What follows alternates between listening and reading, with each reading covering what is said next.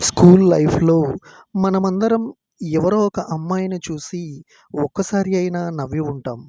కనీసం మాట్లాడకపోయినా తన కోసం మనసులో మాత్రం ఒక చిన్న చోటు ఇచ్చి ఉంటాం. ఈ కథ కూడా అలాంటిదే.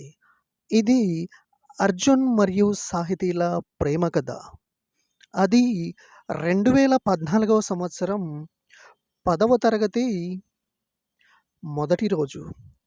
మార్నింగ్ స్కూల్లో ప్రేయర్ అయిపోయాక అందరూ కూడా క్లాసుల్లోకి వెళ్తూ ఉంటారు. అప్పుడు క్లాస్ రూమ్ డోర్ దగ్గర ఒక అమ్మాయి నిలబడి ఉంటుంది. వైట్ చుడిదార్, అలాగే 2 జడలు వేసుకొని, చేతిలో పుస్తకాలు పట్టుకొని, may I come in sir అని అంటుంది. ఆ ఒక్క మాటతో క్లాస్‌లో ఉన్న అబ్బాయిలందరూ ఒక్కసారిగా ఆమె వైపు చూశారు. ఆ అమ్మాయి పేరు సాహితి.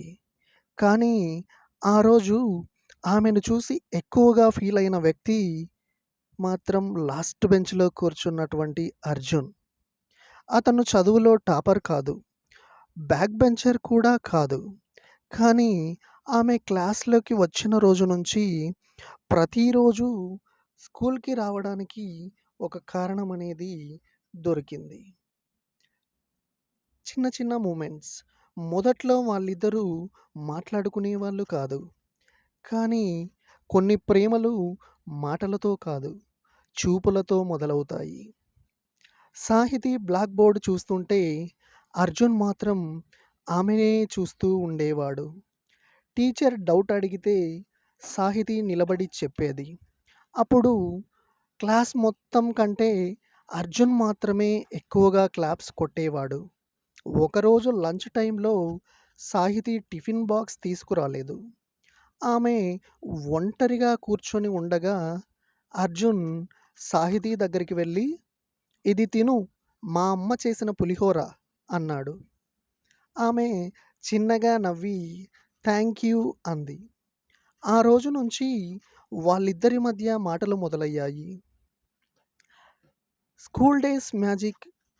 ప్రతిరోజు ఉదయం అర్జున్ స్కూల్ గేటు దగ్గర ఆమె కోసం వెయిట్ చేసేవాడు.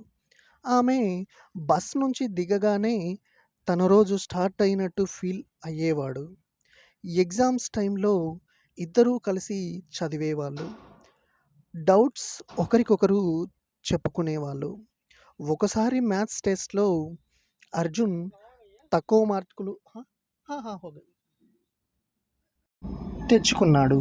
అప్పుడు సాహితీ చెప్పిన మాట, "నువ్వు ఫెయిల్ అవ్వడం నాకు ఇష్టం లేదు."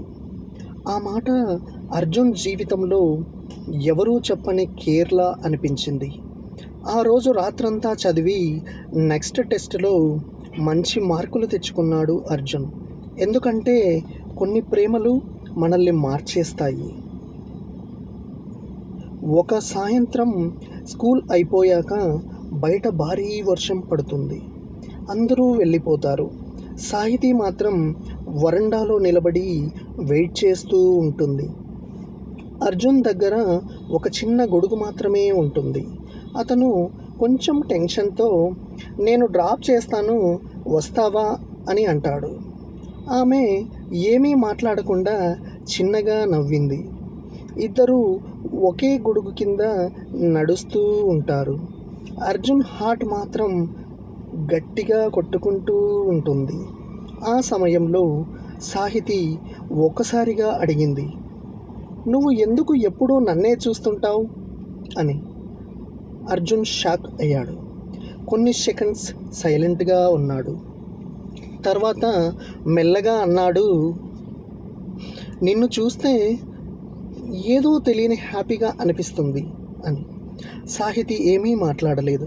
కానీ ఆమె ముఖంలో ఉన్న స్మైల్ అర్జున్‌కు సమాధానంలాగా అనిపించింది. కాలం చాలా ఫాస్ట్‌గా వెళ్ళిపోయింది. 10వ తరగతి చివరి రోజు రానే వచ్చింది. ఫేర్‌వెల్ ఫంక్షన్ జరుగుతుంది. అందరూ కూడా ఫోటోలు తీసుకుంటూ, సంతకాలు చేసుకుంటూ ఎమోషనల్ అవుతూ ఉంటారు. అర్జున్ మాత్రం ఒక చిన్న గిఫ్ట్ తీసుకొని సాహితీ దగ్గరికి వెళ్ళాడు. అది ఒక బ్లూ పెన్. నువ్వు డాక్టర్ అవుతానని చెప్పావు కదా, అందుకే అన్నాడు. సాహితీ కళ్ళల్లో నీళ్లు వచ్చాయి. ఆమె కూడా అతనికి ఒక చిన్న డైరీ ఇచ్చింది.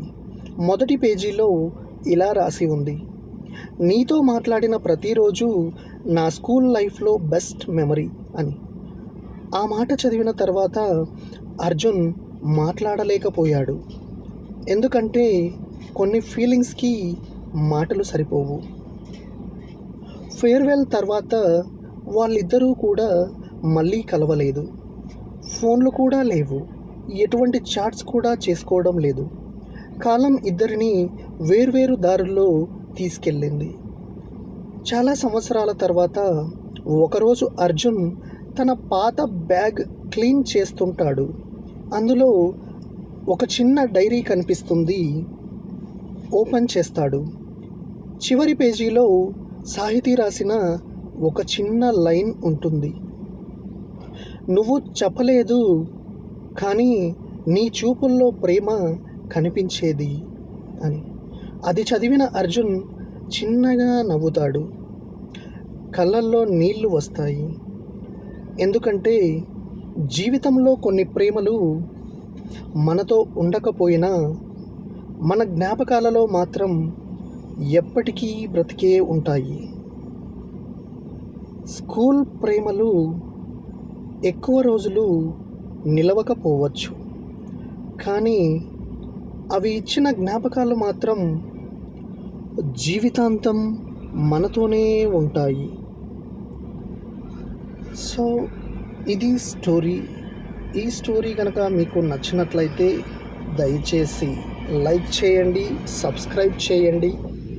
సో మీకు ఈ స్టోరీ ఎలా అనిపించిందో కామెంట్ కూడా చేయండి. సో ఇది ఏమంటే ప్రతి ఒక్కరి లైఫ్లో కూడా ఇది కామన్. ఎందుకంటే ప్రతి ఒక్కరూ కూడా స్కూల్ డేస్ అనేటువంటివి దాటేసే నెక్స్ట్ ముందుకు వెళ్తూ ఉంటారు. సో ప్రతి ఒక్కరి లైఫ్లో కూడా ఏదో ఒక చిన్న ఇన్సిడెంట్ జరిగే ఉంటుంది. సో మీ లైఫ్లో కూడా అలాంటిది ఏదైనా ఉంటే తప్పకుండా కామెంట్ రూపంలో తెలియజేయండి. మీ సలహాలు సూచనలు ఏవైనా ఉంటే తప్పక తెలియజేయగలరని మనస్ఫూర్తిగా కోరుకుంటున్నాను. సో ప్లీజ్ దయచేసి సబ్స్క్రైబ్ చేసుకోండి, వీడియోను లైక్ చేయండి, షేర్ చేయండి. అలాగే ఇంకా మీకు మంచి మంచి స్టోరీస్ చెప్పడానికి ప్రయత్నం చేస్తాను. నాకు కూడా ఎంకరేజ్మెంట్గా ఉంటుంది. సో ప్లీజ్ దయచేసి సపోర్ట్ చేయండి. Thank you very much.